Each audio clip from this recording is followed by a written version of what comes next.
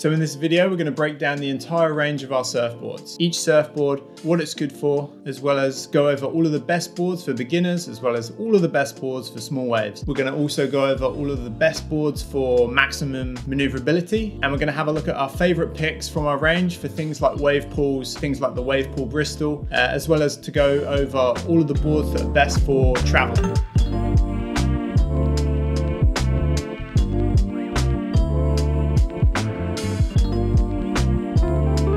I also include some timestamps so you can skip to the section that you need. Jumping straight into it, we have our best boards for beginners. This can be longboards, shortboards, anything in between from our range. First up is the P-Shooter. This is a high volume longboard. Great for first timers. Maybe you've had a couple of lessons on a big foam board, but you want something still with lots of volume, but maybe a bit more of a refined shape, then this is the next step for you guys. Also, in a similar light, we have the Mr. Whippy. This is a mini Malibu shape or a mid-length. It's a great board if you want lots of paddle power and you want to catch loads of waves without burning yourself out, with more maneuverability than a longboard, but still friendly when it comes to skill level. Some of the most popular choices are the Bull and Spud Stick surfboards from our range. I've put these two together as they are similar in terms of high volume, wide outline surfboards. These are going to be best for beginners to advancing beginners looking to get their shortboard game on but keep lots of volume under their chest. In the larger sizes of these boards, these are going to be ideal for those absolute beginners or the larger surfers looking to get extra float out of their surfboard.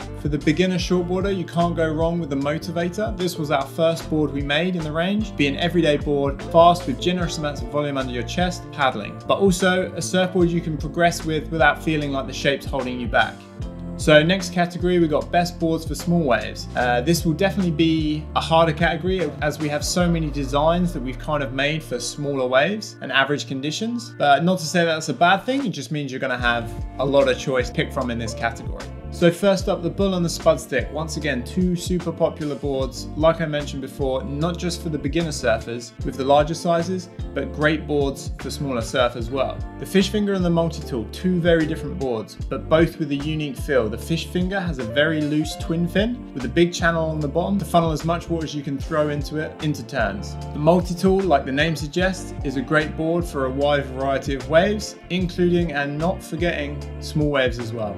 The Big Squid is more suited for medium to larger waves, but still puts on a show for smaller surf. More suited for the advancing longboarder over the P-Shooter. And the Predator. Predator is a favorite of so many and will for sure be popping up again later as a travel board. But nonetheless, great to generate speed for little boosts or trying to throw spray. The Predator is a great choice.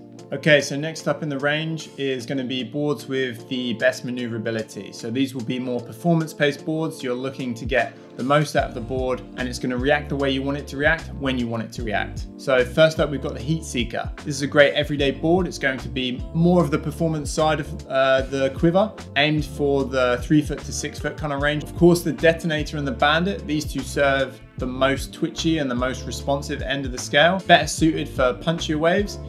With a little more power behind them, definitely more at home in some good sized waves. The Predator, this board is a jack of all trades. With the pintail outline, you can use the full edge. You can use the full trailing edge of the board in turns as well as the fins. Very versatile board. Maybe surprisingly to some, the Fish Finger. Yes, the Fish Finger. I mean, with the loose tail and heaps of speed, this board will go exactly where you want it to go. So some of our favorite picks for the wave pool. Wave pools can be a slightly different game as you're constantly catching waves, you're in fresh water, and you're consistently getting 2 to 4 foot clean waves depending on the settings. With that in mind, here's my top 5 that we would recommend. Motivator, Fish Finger, Predator, Bull, and the Heat Seeker.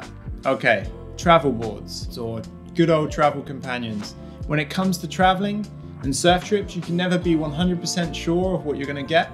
You'll never get perfect conditions all the time, so having a versatile board and something that works for a variety of conditions is going to be ideal for you. So in a perfect scenario, you'd want a combination of boards. My recommendations for best travel boards would go Predator. As many of you have guessed, this has been a great travel board for many team riders in the past, and no matter the condition, has been the go-to board for many. So Detonator and Bandit, depending where you're going in the world, these might be the best two choices that you use, especially if you're going somewhere with clean, larger or medium to large surf. And then we have things like everyday surfboards. So the Motivator, Heatseeker and Multi-Tool can all fill the role for a large variety of wave conditions. So also very importantly is getting boards sized up correctly in our range. Getting these boards sized up correctly is the trick. And for our range, I would recommend 1 to 1.5 liters less than you're used to, as epoxy is naturally more buoyant than polyurethane, so you can downsize for the equivalent float. For all of the boards I've mentioned in this video, I've linked all of them in the description. I hope this quick video was useful and made your decision making maybe a little easier, and that wraps it up. If you'd like a personal recommendation,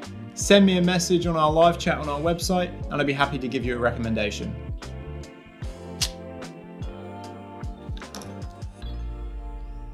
That'll do.